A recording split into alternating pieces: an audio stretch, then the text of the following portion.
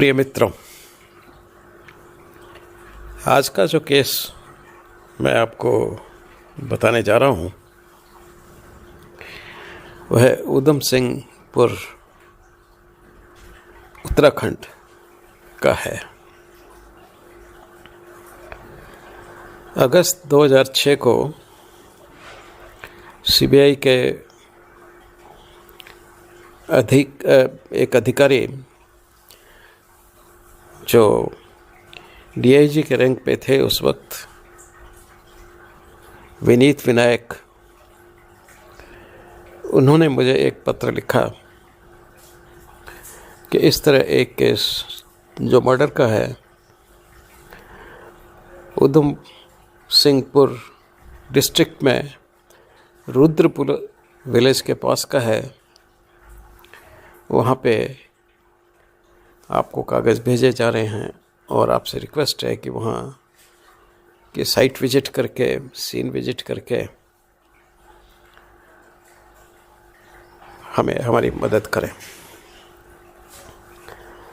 मेरे हाँ कहने के बाद थोड़े दिनों बाद ही मैंने एक टीम बनाई।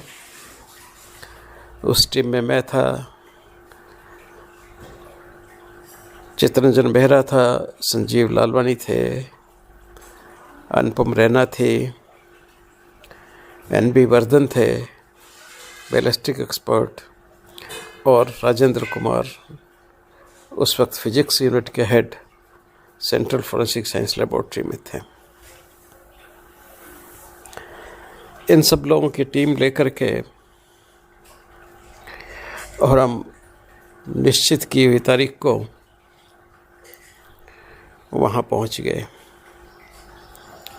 नेचुरली टिकट और ले जाने का बंदोबस्त सारा सीबीआई ने किया था और हम लोग वहाँ पे नियत समय पे पहुँच गए। वहीं पे एक गवर्नमेंट गेस्ट हाउस पे हमारे रहने का बंदोबस्त था और वहाँ हम तैयार होकर के और जगह पे उस सीन पे निकल गए। वहाँ पे रुद्रपुर में ही एक डिस्टिलरी है, ब्रिटिश टाइम की, बहुत पुरानी, जहाँ पे रम वगैरह की तैयार होती है और बहुत लंबे से वहाँ पे सिरे से वहाँ पे लोग कार्यरत हैं और वहाँ कार्यरत लोगों के लिए वहाँ रहने की व्यवस्था भी है और भी कई सुविधाएं उनको प्राप्त हैं। वहीं पे एक उनका यूनियन लीडर जो अक्सर क्लास 3, क्लास 4 एम्प्लॉइज़ के लीडर हुआ करते हैं, उस डिस्टिलरी में भी थे और वहीं पास में ही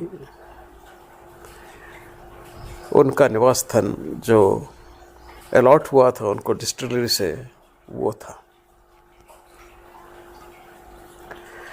यह व्यक्ति काफ़ी प्रभावशाली था मज़दूरों के अंदर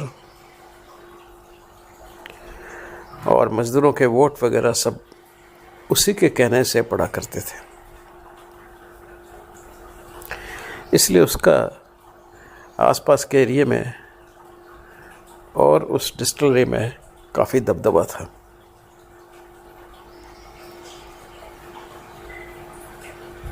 इस बार उसके मन में खुद के शायद विचार आने लगा, ऐसा कुछ लोगों का मानना था कि मैं भी क्यों नहीं राजनीति में जाता, और इसीलिए उन्होंने जो वहाँ के सिटिंग एमएलए थे उनके अगेंस्ट में एक तरह का कार्यक्रम शुरू कर दिया। वह अपनी पैठ भी लोगों में बनाने लगा और बात बढ़ती बढ़ती इतनी हो गई कि दोनों के बीच में उन्होंने एक दूसरे को चैलेंज दे डाला। ये जो यूनियन के नेता थे, इन्होंने कहा मैं जीतूंगा या किसी पर्टिकुलर व्यक्ति को जिताऊंगा, और वो अपने धौंस में थे कि नहीं मैं ही जीतूंगा। और इस तरह से दोनों का काफ़ी वार्तालाप हुआ, अल्टरकेशन हुआ, और इस तरह की धमकी दे दी गई। चुनाव हुआ, गिनती हुई, और जो वहाँ के वो एस्टेब्लिश्ड पॉलिटिशियन थे वो जीत गए। वो एमएलसी की सीट पर जीत गए। जीतने के बाद वो अपने घर से निकले लोगों के साथ में, और ढोल तमाशा मचाते हुए वो गलियों से निकले। जब वो उसके घर के पास पहुँचे, ये जो यूनियन का लीडर था वहाँ पे, तो वहाँ पे उसको चिढ़ाने के लिए उन्होंने काफ़ी देर तक तमाशा किया, ढोल वगैरह बजाए, और जब जाने लगे तो अचानक किसी ने एक गोली का फायर दरवाजे पे कर दिया। गोली दरवाजे से निकली, दरवाज़ा लोहे का था, उसमें एकदम छेद करते हुए निकली, और उसके बाद उसका कुछ पता नहीं चला। वो शोर मचा करके चले गए। जो जीती हुई पार्टी थी और ये जो हारा हुआ यूनियन का लीडर था, वो अपने घर में गया, और जैसे ही अंदर के कमरे में गया तो उसने देखा उसकी माताजी मरी हुई पड़ी हैं। वो उनको हॉस्पिटल ले गए, और हॉस्पिटल में जाकर के उनको पता चला कि साहब उनकी छाती पे गोली का घाव है। पोस्टमार्टम हुआ, जो भी था वो उसको प्रिजर्व किया गया, और अब उस राजनेता के बीच में और यूनियन के लीडर में लड़ाई शुरू होती है। राजनेता जरा दमदार थे, उन्होंने इसी पे केस बनवा दिया कि इसके पास एक वेपन है, उस वेपन से इसने अपनी ही माँ को मार के, और ये हम पे झूठा एलिगेशन लगा रहा है।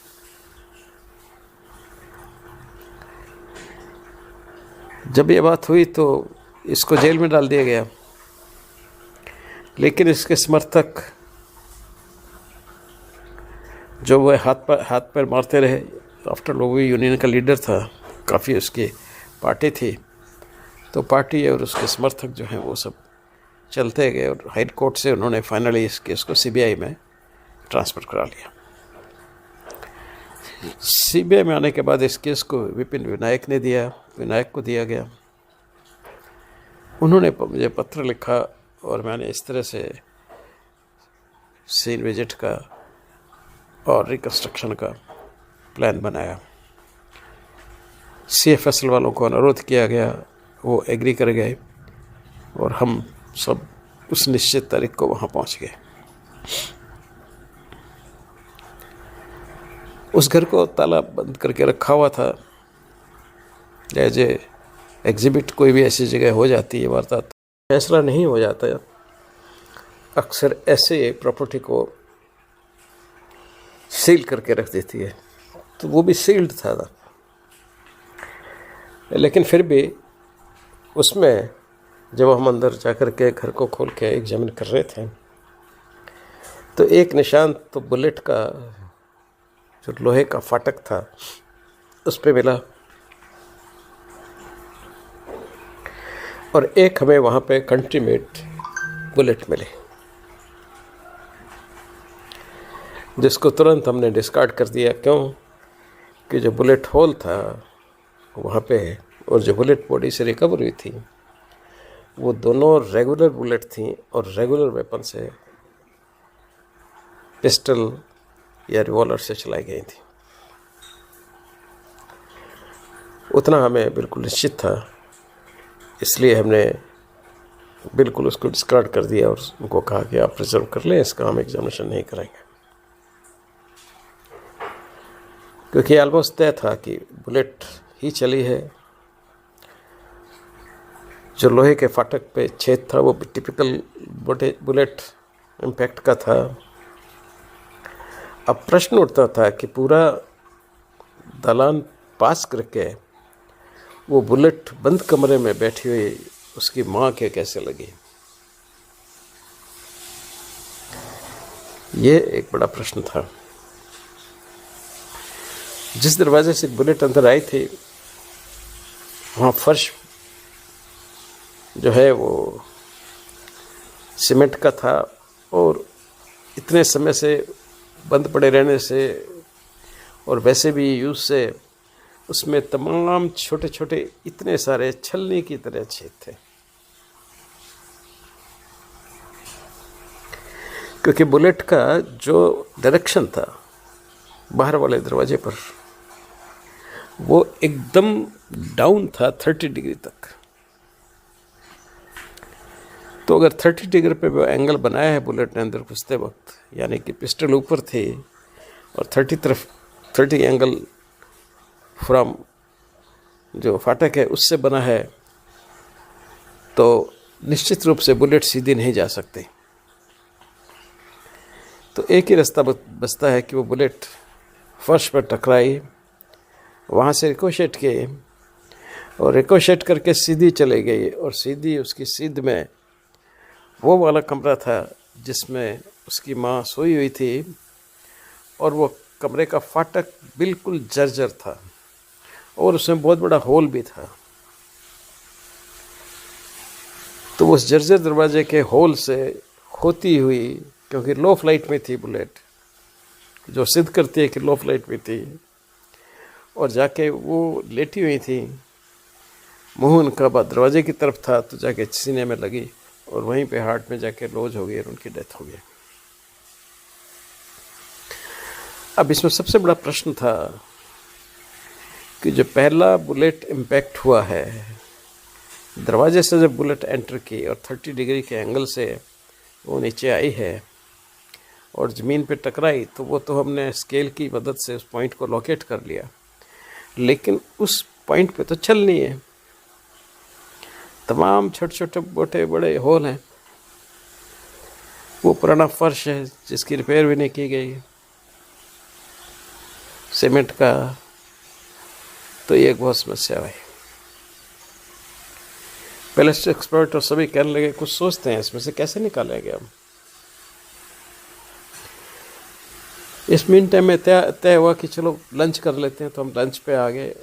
पर लंच में जाते जाते जब लंच कर लिया तो मेरे एकदम दिमाग में ख्याल आया, और मैंने अनुपमा को और चित्रंजन को कहा कि गांव में देखो, रुद्रपुर गांव में देखो, कहीं बच्चों की खेलने वाली पुट्टी मिलती है क्या। वो 5 मिनट में ले आए, 4-5 पुट्टी ले, सब बहुत मिल रही है यहाँ पे। मैंने कहा चलो तो उसको ले आओ। हमने उन सबको साफ किया, होल्स को इस एरिया में। जब इन होल को एरिया को साफ किया, पता चला कुछ तो बहुत बड़े खड्डे थे, कुछ बहुत छोटे थे। सिर्फ एक सस्पेक्ट होल हमको लग रहा था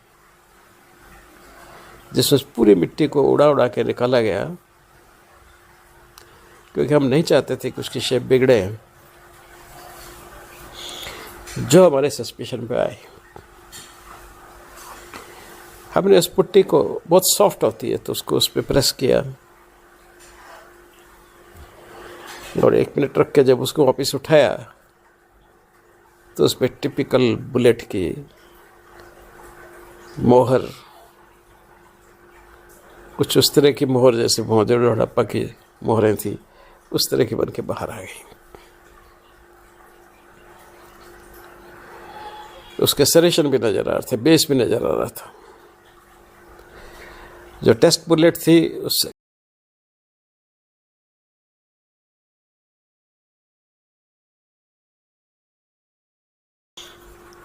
उससे कंपेयर किया गया और डिस्टेंस उसके फाटक से कितनी दूर है ये भी नाप ली गई।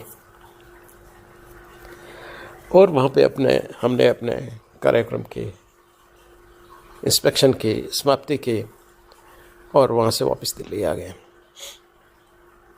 दिल्ली आने के बाद हमने वर्धन साहब को फिर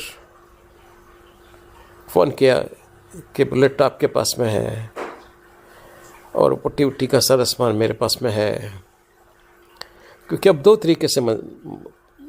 दो चीज़ें हमें सिद्ध करनी थी। नंबर एक, वो जो पुट्टी पे इम्प्रेशन आया है वो बुलेट का है, तो वो बुलेट के एग्जामिनेशन को करके माइक्रोस्कोप के नीचे दोनों को कंपेयर करके और दोनों पे जो सरेशंस और मेक हैं उनको कंपेयर करके ही कहा जा सकता था।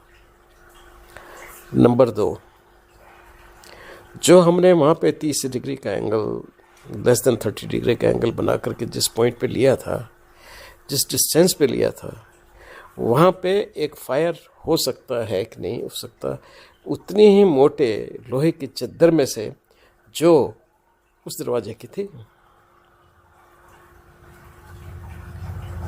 ये दो बातें बहुत इम्पोर्टेंट थी हमारे लिए, क्योंकि ऐसे हम तो नहीं छोड़ सकते। तो उसके लिए एक्सरसाइज तय की गई।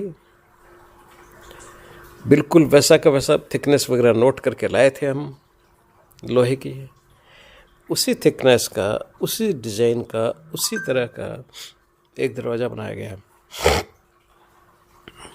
और उसको जो बैलिस्टिक रूम होता है जहाँ पे बैलिस्टिक एक्सरसाइजेज की जाती हैं वहाँ पे लगाया गया। और जो फीते से हम डायमेंशंस नाप के लाए थे उसी डायमेंशंस को ध्यान में रखते हुए नीचे से फीता ऊपर 30 डिग्री के एंगल में लाते हुए और वहाँ पे हमने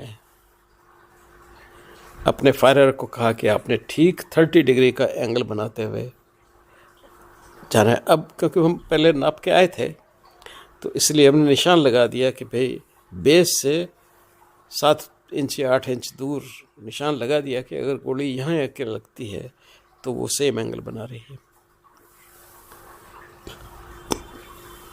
हमारे फायरर बहुत ग्रेट, उन्होंने बिल्कुल लगा के ऐसा लगाया कि जो दरवाजे में बिल्कुल वैसा छेद हुआ और वो टकराई भी जाके उसी पॉइंट पे और वहाँ से रिकोशेट होके वो दूर जाके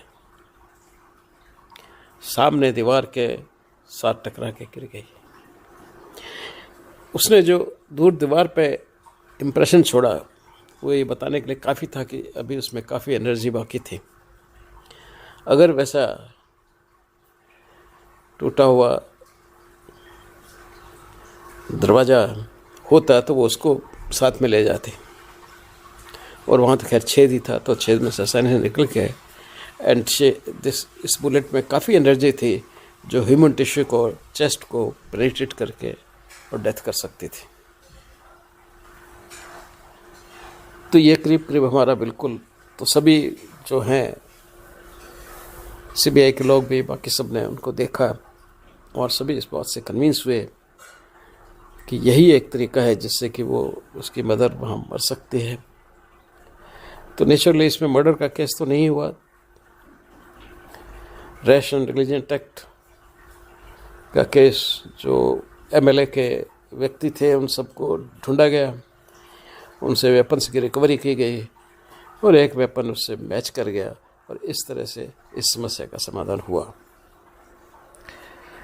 पनिशमेंट चाहे कितना भी हो वो एक अलग बात है, लेकिन वो व्यक्ति जो बिना कुछ किए जो पनिशमेंट भुगत रहा था, जो चुनाव लड़ रहा था, उसकी तो जान छूटी, जान ही नहीं छूटी। उस पर अपनी माँ को मारने का जो एक कलंक था उससे भी उसको छुट्टी मिली।